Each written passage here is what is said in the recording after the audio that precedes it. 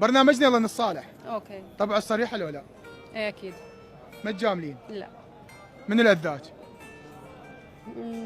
اخوي. اوه. اخوك؟ اي. شبيه؟ لا الوسطاني. شنو السبب؟ هيك خلاف بسيط، بس انا كل شيء تاذيت من عنده، صار ما زعلانه عليه ابد. صاركم ايش قد ما تتحاكون؟ صار تقريبا اسبوع هيك.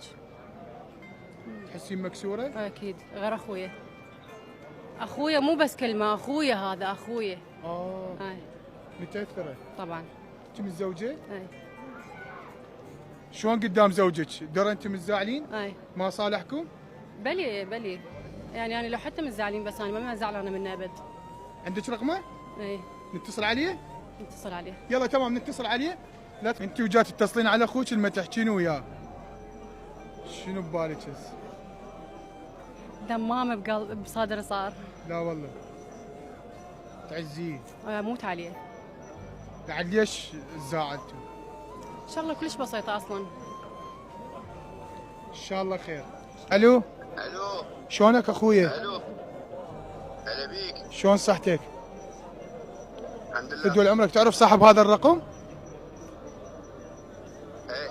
فدوى عمرك تعال خذ الموبايل، لقيناه هسه بالشارع. وين انتم؟ احنا هسه بشارع فلسطين.